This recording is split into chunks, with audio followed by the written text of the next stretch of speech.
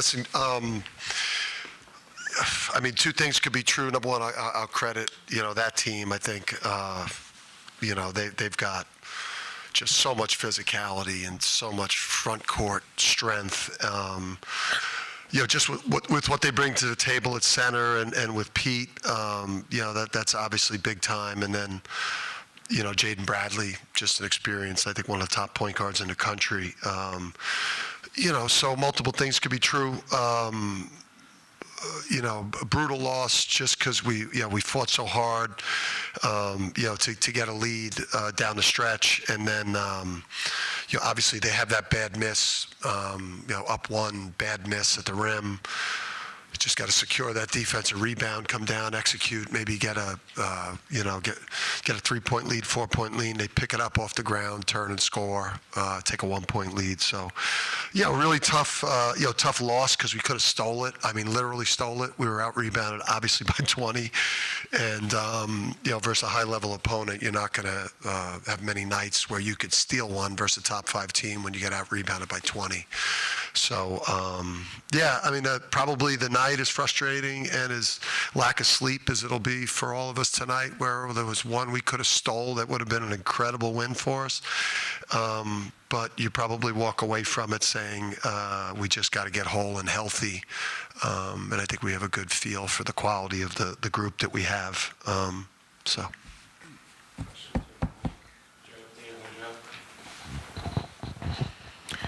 Dan, as far as just Taras goes, when did you know that?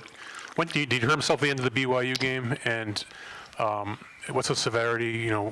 What's it looking like right now? Yeah, I mean, we didn't really. It was pretty quiet on Sunday, and then Sunday night into Monday, we kind of didn't really think much of it because he was, kind of walking around, in the post game, and he wasn't in a boot or anything like that. So, I think we kind of thought he'd be available, and then, just the medical, got to look at him, and we're just gonna, he's gonna be game to game from this point, with the, with an ankle sprain. We've become, I believe we are the basketball capital of the world, but we're also becoming the ankle sprain capital of the world and the muscle pull capital of the world. So, we've got to, we've got to get this team on the court. We got to get all of our weapons on the court. Obviously, we got to get him and Braylon on the court.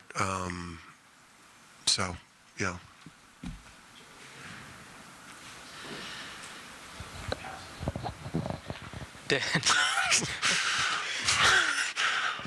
Yes, sir. how did that timeout with 13 seconds left? Silas drives and dishes it off to Eric. It was almost a perfect, 3-point play there. Yeah. Was that the plan? And two, what did you just think of the way that he was able to play and fight in that role today? Yeah, I mean, we wanted a quicker two. We were hoping that, we were hoping that, we could chip Alex and Silas could get downhill quicker for a two, or maybe get AK on a pop. But no, the design was not to dump it off late to Eric and then those guys almost bail us out for the 3-point play. But I certainly would have taken it from Tommy and those guys. But yeah, we wanted to try to get a quicker two, or like kind of a ghost AK to try to get a three. But it actually, it worked out. The ball at home, that ball should go in. Well, and what did you think of just the way that he was able to step into that role and again, it sucks. And Taras being out, we should have been -10 on the glass today. We got punked. We punked out. It's going to be a bad film session coming out of here where there are people. There's a street fight going on in the paint, and men can't watch fights. You can't stand on the outside. When your buddies are in a fight, you get in the fight. You don't stand on the periphery of the fight, and I think we see a lot of clips where guys were, not in the fight with their teammates, and again, Taras is one of the best rebounders in the country. There's a lot of things that would not have went on in the game: paint defense, defensive rebounding, offensive rebounding. But I'll say this, I don't think I could be prouder of Big Eric. I mean, Eric's going to be an awesome player. And obviously the development moment for him tonight is going to do so much for his confidence, and then the different look that we're going to be able to give people at center with him being able to pick and stay with the three-point shooting. And tonight's going to do a lot for his confidence. And when Taras gets back, we're going to have that two tandem center that's going to potentially be as good as we had it in the championship years. For us, off-ball movement and screening and different types of actions with movement, it's like dribble drives for opponents, like them decking it and driving it. And, we just, I thought Alex was getting held a lot. You could top block, but top blocking screens and grabbing and holding, I think that's a little, that had a little bit to do with it. I thought he had some threes down the stretch, I think he shot faked a couple times where he had the space, especially after he made that huge three. But I think they did a great job guarding him. I think they had a good game plan. I think we might have missed him a couple times. But yeah, I think they guarded him well. And I think we've got to figure out when we're getting held, how to be able to play our offense.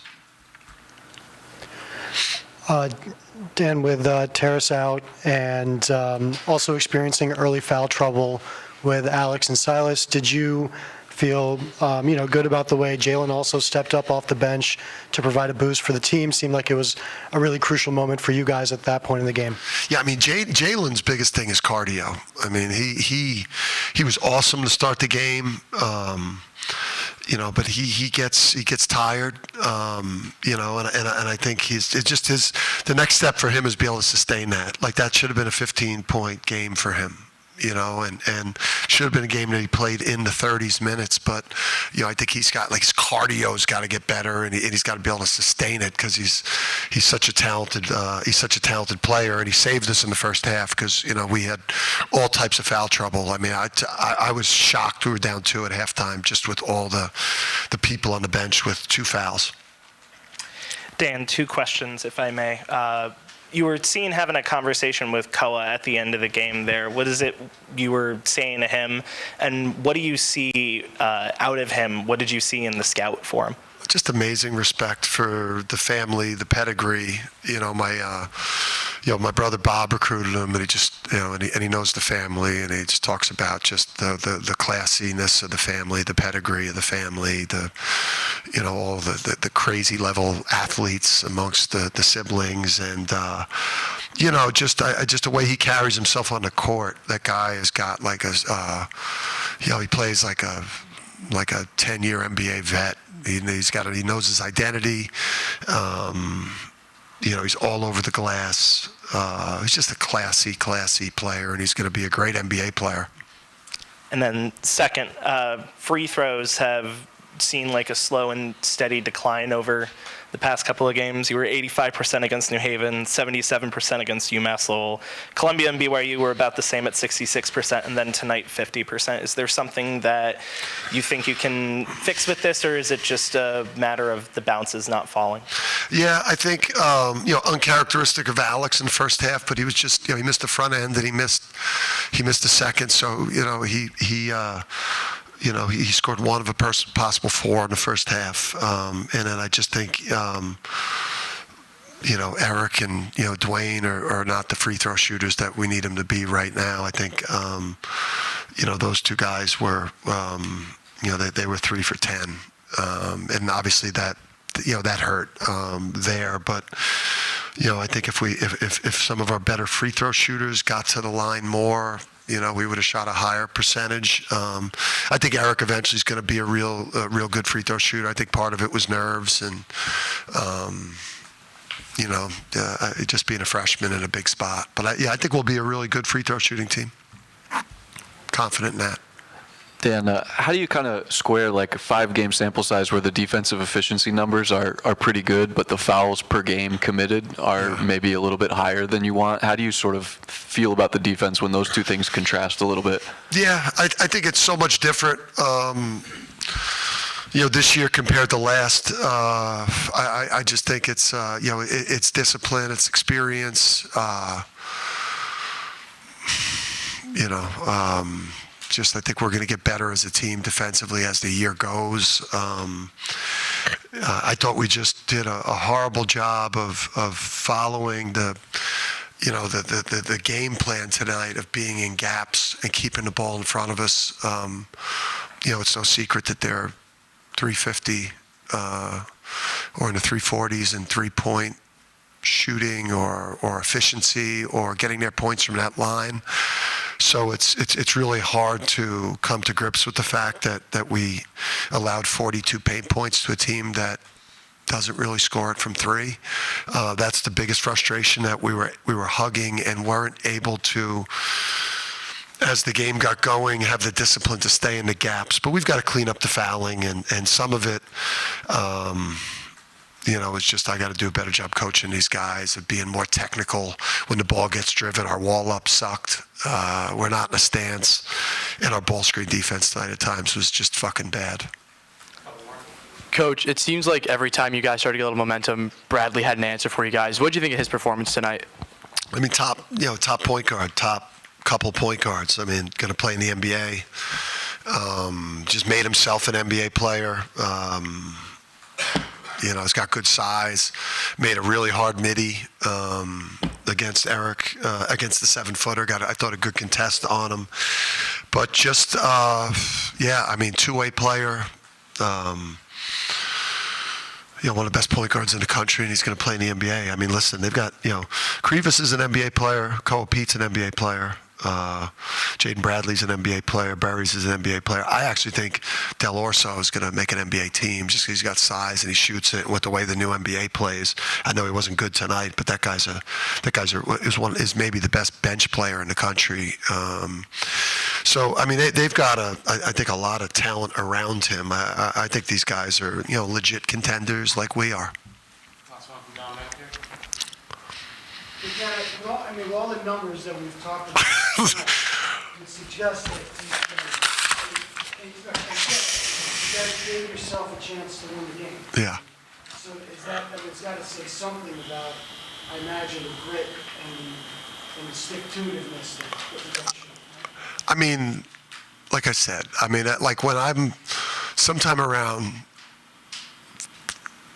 2 a.m., 3, 4:30 a.m., I'm gonna wake up and I'm gonna think it was just a nightmare, that like, and then finally when I'm up and just kind of starting to move around, but I'm feeling half dead at around 7:30, 8 o'clock, I'm gonna realize, that we just fucking blew a chance to beat one of the best teams down 2 studs, and in a game that we were down 13 and wobbling. In a game where AK didn't have it, Solo didn't have it.